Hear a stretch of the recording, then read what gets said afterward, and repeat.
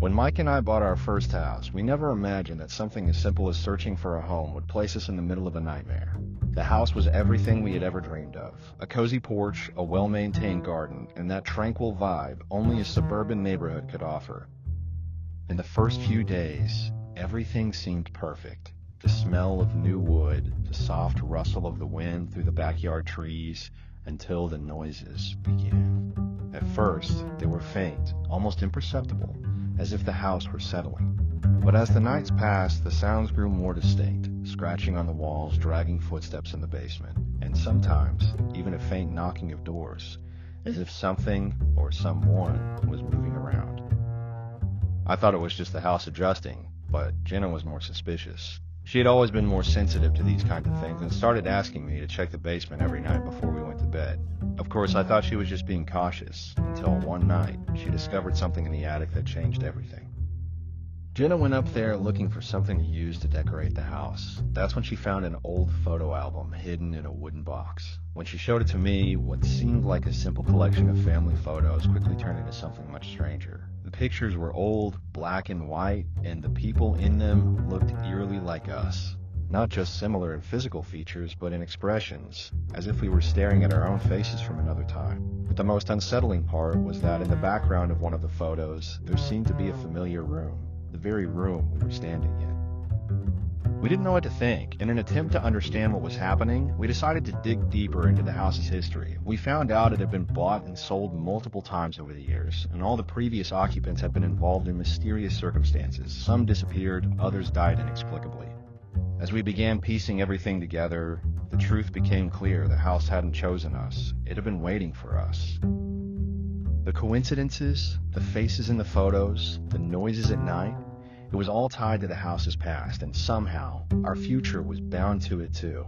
It wasn't just about stories of previous tenants. It felt like we were destined to repeat something that had already happened. The basement, which once seemed like a simple, lifeless space, held a deeper secret. One night, we decided to go down and investigate, and as we opened the door, everything came to light. Whatever had happened before was about to happen again. We descended into the basement with a flashlight in hand and knots in our stomachs. The air down there was heavy, damp, as if the house had trapped decades of secrets within its walls.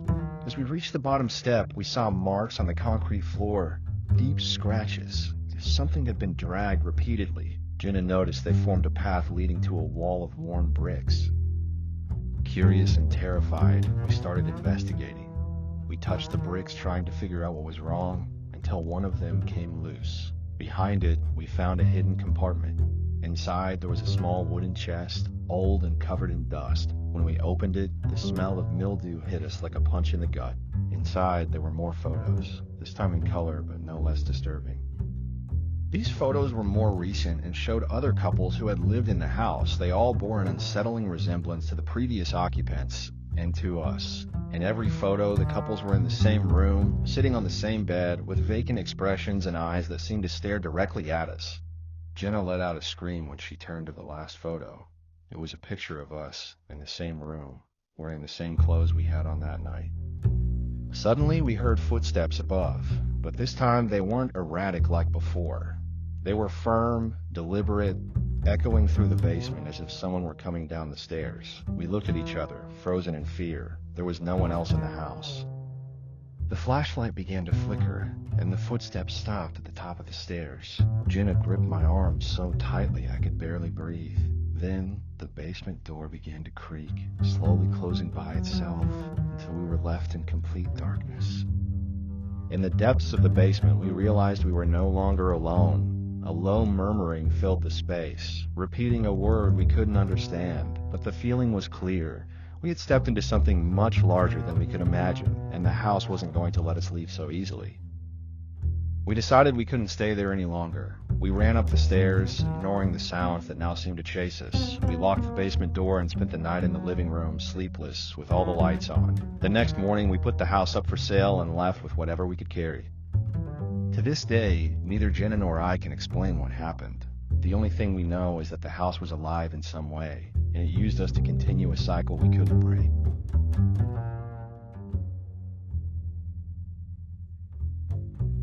never really believed in haunted house stories until I moved into what seemed like the house of dreams. My family was excited about the fresh start. The house was spacious, the neighborhood quiet, and the price way below expected. But from day one, something felt off. Our dog Max became restless the moment we crossed the door. He growled at the basement for no apparent reason and refused to go down the stairs. At first, we thought it was just the smell or something he didn't like, but that was only the beginning. On the first night, my daughters, Clara and Sophie, woke up screaming. They were terrified and described the same dream, an elderly woman with disheveled hair and sunken eyes standing in the corner of their room. I found it strange, but chalked it up to the stress of moving. However, the nightmares started happening every night. On top of that, my wife and I began hearing muffled noises in the middle of the night. Whispers and scratching sounds that seemed to come from inside the walls. Something wasn't right, but we kept trying to rationalize it. One day, while cleaning the basement, I stumbled across something odd. The section of the wooden floor felt hollow as if there were a hidden compartment beneath it.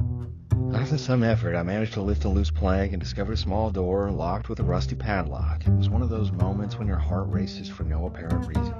My wife suggested leaving it alone, but my curiosity got the better of me. I grabbed a tool and managed to break the lock. The door led to a hidden room filled with dust, old photographs, and personal belongings. There were porcelain dolls, old books, and a rocking chair. The most disturbing thing? A framed photo of an elderly woman who looked exactly like the one the girls described in their nightmares. After that day, everything escalated. The lights began flickering at night, even after we had an electrician check the wiring. Max grew even more aggressive, barking at empty spaces and scratching the walls as if trying to warn us about something. Sophie started waking up with scratch marks on her arms, and Clara claimed she saw the elderly woman sitting at the foot of her bed, staring intently. I tried to stay calm, but I began hearing a woman's voice calling my name when I was alone in the house. My wife also started seeing shadows moving quickly down the hallway. It was as if the house was alive, determined to drive us out. The next morning, we found something that terrified us even more.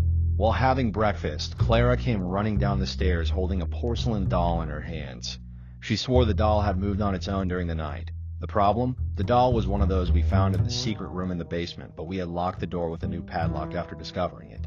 There was no way Clara could have gotten in there without the keys. I started questioning whether we were all losing our sanity or if something truly supernatural was happening.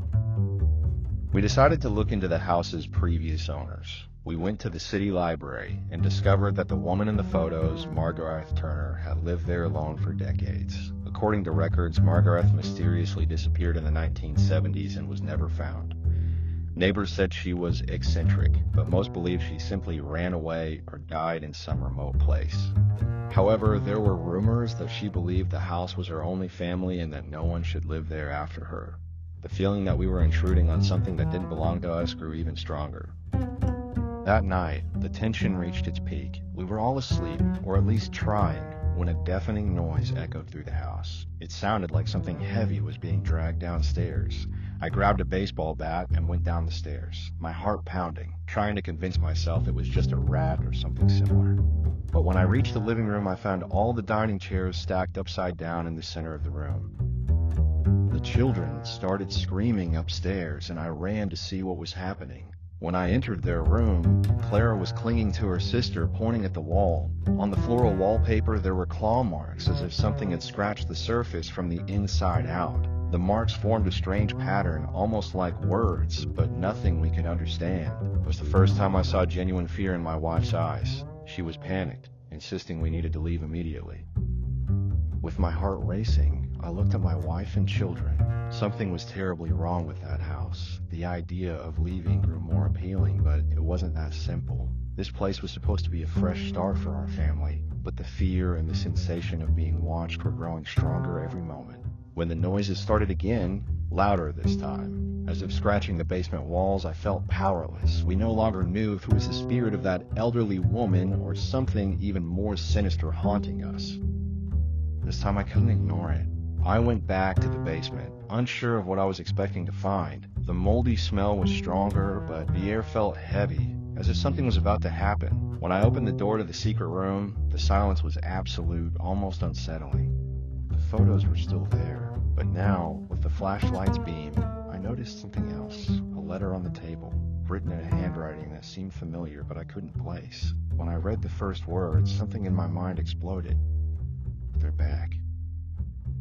The letter was dated many years ago, but the message was clear. Someone was trying to warn about something. But what? Who were they? My heart raced as I read those words. I felt as if this letter had been left there for me, as if it were part of something bigger that I couldn't yet comprehend. That feeling of being watched returned with full force, and before I could continue reading, I heard a noise from the hallway. It was the sound of soft but distinct footsteps, as if someone was approaching. I turned around, my mind struggling to process what was happening. But there was no one there, only emptiness, the same emptiness that had surrounded us since we arrived. Suddenly, the dog, which had been silent for quite some time, began barking desperately at the door. I went to him, feeling a growing pressure in my chest. When I looked at the basement window, I saw something that chilled me to the bone. The shadow of a woman was reflected in the glass, but no one was there. The figure seemed to float, her presence so intense it felt like it was enveloping us. My wife, now visibly terrified, ran to the stairs, calling for the kids. I quickly followed her, unsure of what to do. Before we could react, the atmosphere shifted. The air grew heavier, and the feeling of being surrounded by the presence of that woman only intensified. When we tried to leave, the doors wouldn't budge. We were trapped, with no idea how to escape. All we could do was wait, hoping it would pass. But one thing was certain: we would never be the same after that night. The hours dragged on as we tried to make sense of what was happening. The clock on the wall seemed to slow, as if time itself was distorted within that house. The heavy air made it hard to breathe, and the sense of not being alone grew stronger with every passing moment. The dog, who had been agitated earlier, now cowered in the corner, staring intently at some invisible point. His ears were flattened, as if trying to ignore something beyond his comprehension. My children clung to my wife, their wide eyes filled with terror, as if they could see something we adults couldn't. With every passing minute, the noises in the walls grew louder, becoming rhythmic and more terrifying. It was as if something was trying to communicate with us, pounding against the walls in an increasingly frantic manner. I could no longer distinguish reality from imagination, but one thing was clear: the presence of the woman in the basement was far from normal. Suddenly, the footsteps I had heard earlier returned. But now they weren't soft, they were heavy, as if something or someone was approaching with force. I went to the basement door, trying to discern if there was any movement inside, but there was nothing, only silence. Then, a faint but audible voice whispered in my ear, "You need to leave." I jumped back, my heart pounding, and looked at my wife, who was in a state of shock. The children were crying, terrified, and it seemed nothing we did could calm them. I went to the phone, but the line was dead. The feeling of being isolated in the midst of that strange energy was overwhelming. The next moment, the light in the living room suddenly went out, plunging us into complete darkness. I could hear the whispering growing louder, closer, stronger. A shadow formed on the basement wall, taking shape. It was the figure of the woman, but now she seemed more real, more threatening. Her eyes were locked on me, and her presence was so oppressive it felt like she was suffocating me. Desperate, I shouted for my wife and children to run to the car. But before we could take a step, the front door slammed shut with a deafening bang. There was no way out. We were trapped, and now the woman in the basement was more than just a spirit. She was a force, a presence that wanted us gone, and if we didn't obey her, we wouldn't get the chance to leave alive. I looked at my family, and seeing the fear in their eyes, I made a decision. We couldn't wait until it was too late. We had to find a way to escape. The sound of heavy footsteps upstairs interrupted my thoughts. Those footsteps, they were no longer just distant echoes in the walls. They were real, right there, right above us. A chill ran down my spine as I stared at the staircase leading to the second floor. I knew we couldn't stay there any longer. "Let's go," I said, my voice trembling as I tried to keep calm, pulling my wife by the hand and looking at the kids. "We need to get out now, no matter what." My wife, wide-eyed, seemed frozen, but she quickly snapped out of it, grabbing the kids and following me through the dark house. The fear etched on everyone's faces was unmistakable. The dog, even more agitated, ran back and forth, barking incessantly, as if sensing something terrible was about to happen. We reached the door to the living room, but when I tried to open it, something was blocking our way. The doorknob turned, but wouldn't budge, and then the door began shaking violently. I threw my weight against it with all the strength I had, but it wouldn't give way. The pounding noises on the walls grew louder, and the air felt heavier. Something was stopping us from leaving. At that moment, the light flickered several times before going out completely, plunging us into total darkness. The only sounds were our ragged breathing and the heavy footsteps growing closer. I could feel that the more we tried to leave, the stronger the woman's presence became, and the more oppressive the atmosphere felt. Then I heard the whisper again, louder and clearer this time, coming from somewhere behind me. "I told you, you need to leave." I turned abruptly, and the shadow of the woman appeared in the dimness. She was no longer a vague figure, but a solid presence, with piercing eyes that seemed to bore into me with immense hatred. The figure moved closer, silently, like an entity that no longer needed words to communicate her rage. The air grew even heavier, and a strong, putrid smell began to spread through the house. It felt like we were trapped in a nightmare. The woman extended her hand, and a wave of biting cold enveloped me, making my bones tremble. I tried to back away, but I couldn't move. I was paralyzed, as if she had the power to freeze me in place. I needed to act. Panic was consuming me, but I couldn't let my family see my fear. I took a deep breath and tried to focus. We had to get out of there, and fast. Summoning the last bit of strength I had, I shoved the door one final time. It gave way, but what awaited us outside wasn't the freedom we'd hoped for. The yard, the car, everything looked normal at first glance, but something was terribly wrong. The street was far too quiet, the neighborhood eerily empty, no movement, no signs of life. I glanced at my wife, who was now panicked, holding our crying children in her arms. I tried to run, but the footsteps were behind us again. No matter where we went, they followed. Whatever that presence was, it didn't want us to leave. This was no longer just about escaping. It was a fight for survival, to protect my family from whatever still inhabited that house and had made us its target. I knew that if we didn't find a way to break the cycle, our chance to escape this curse would vanish forever. Fear was consuming us, but there was a light, a glimmer of hope that couldn't be extinguished. I looked at my wife and children, my determination growing. We wouldn't be another victim of this house. We wouldn't let that entity imprison us.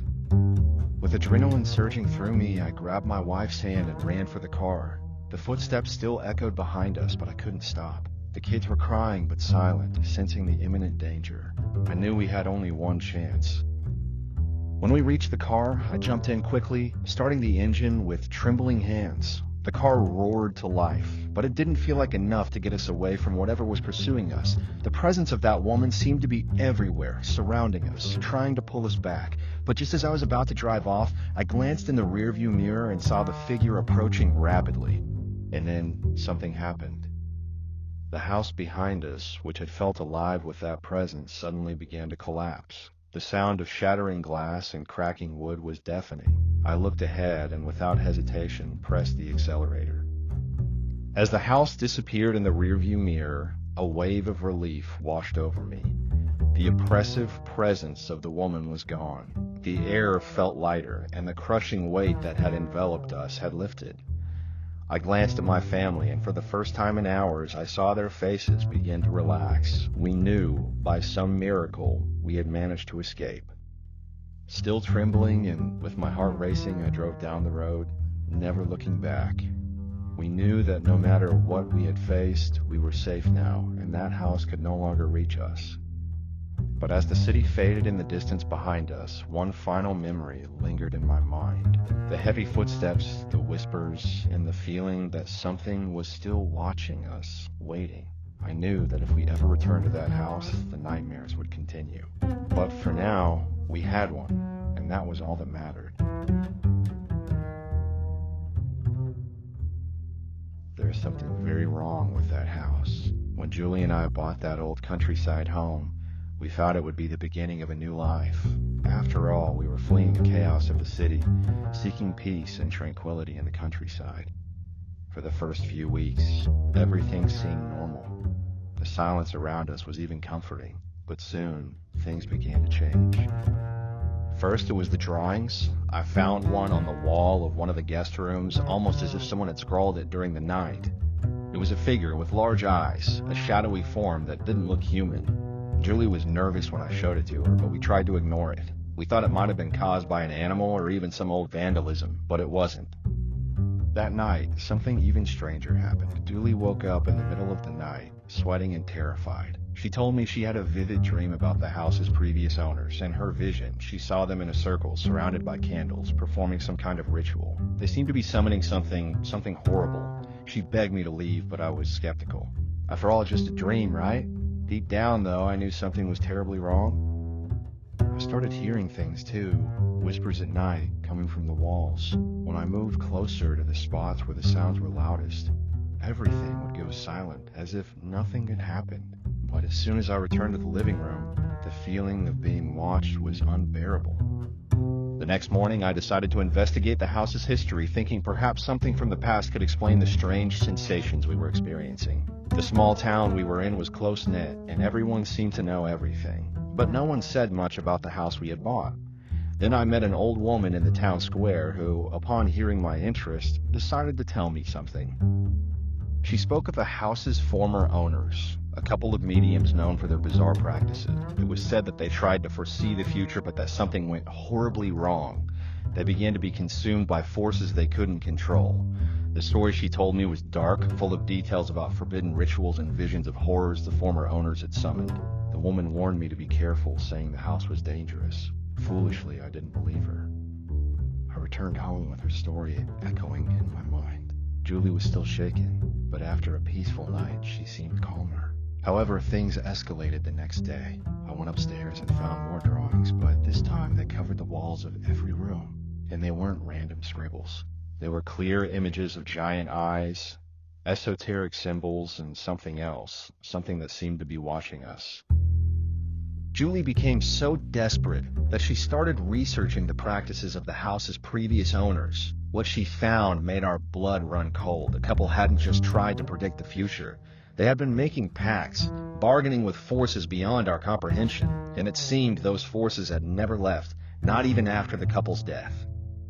As the days passed, the feeling of being watched intensified. It was as if the whispers in the walls were getting closer, clearer. At first, I tried to dismiss everything, but I began to hear things too.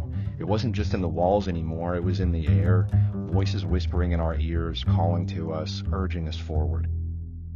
Mark decided to dig deeper into the house's history and found something even more disturbing. The previous owners had left behind a journal filled with notes detailing their experiences with the occult. At the end of the journal, there was a desperate warning. We summoned them, and now we belong to them. Don't make the same mistake. A chill ran down my spine. This house wasn't just haunted.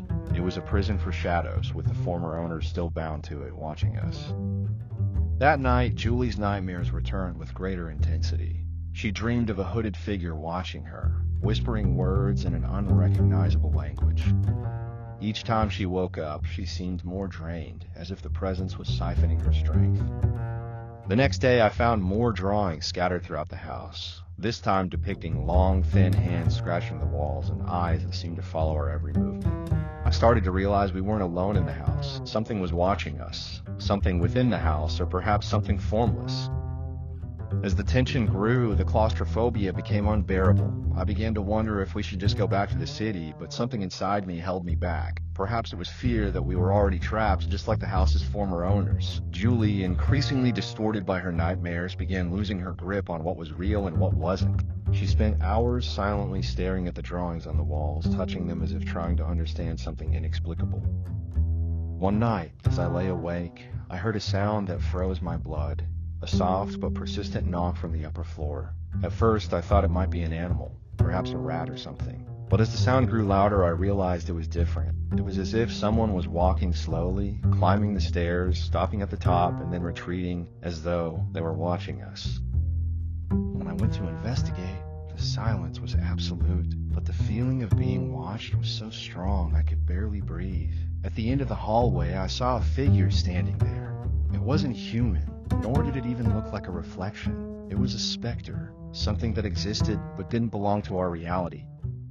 At that moment, I understood. The house was alive and we were only visitors. The presence of those who had been there before us still ruled that place, and we were merely pawns in a larger game we couldn't comprehend.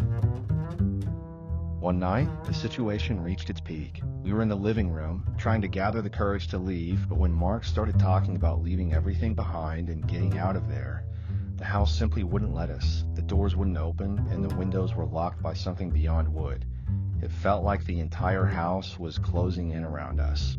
That's when I heard, or rather felt, something that chilled me to the core. A low, almost imperceptible sound, like a whisper coming from the walls. It didn't sound like an ordinary whisper. It felt like a voice trying to communicate, a voice that knew more about us than we were comfortable with.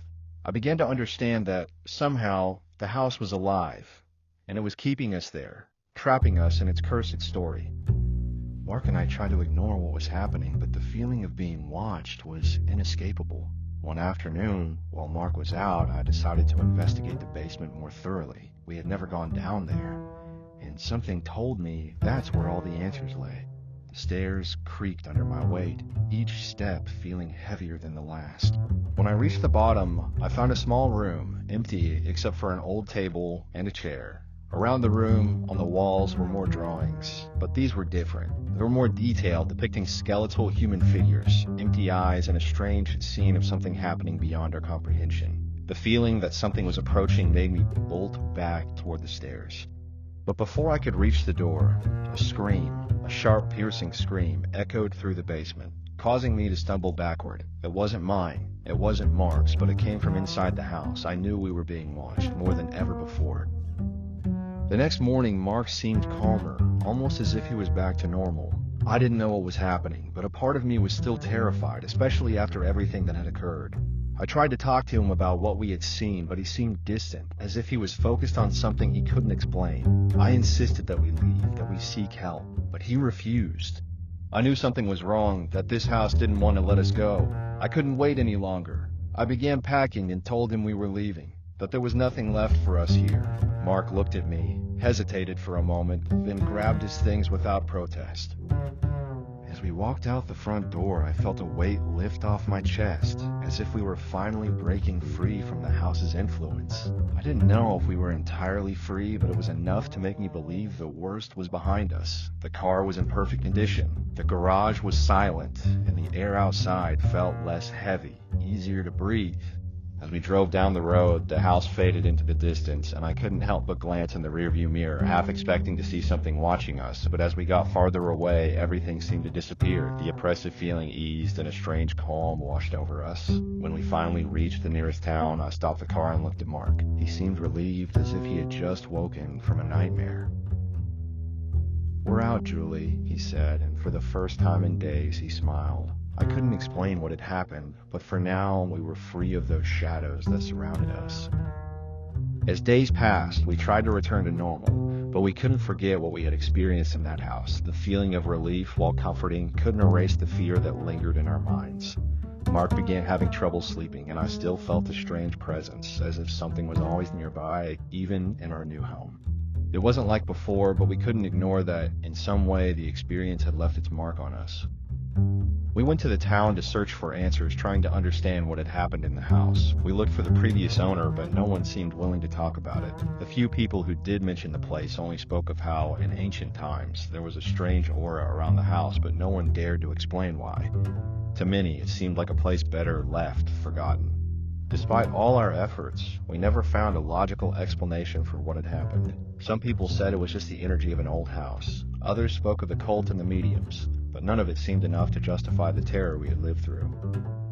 The most disturbing part is that, even after leaving the house, we couldn't escape the drawings. Even in our new home, I began finding scribbles in the most unexpected places. In the back of a drawer, on the wall of the attic, even in an old box we had stored away. They were the same drawings, the same symbols, as if something or someone had stayed behind. Maybe we'll never fully understand what happened, but one thing I know for sure, that house left something with us, and even after all this time, I still feel like we're not entirely free.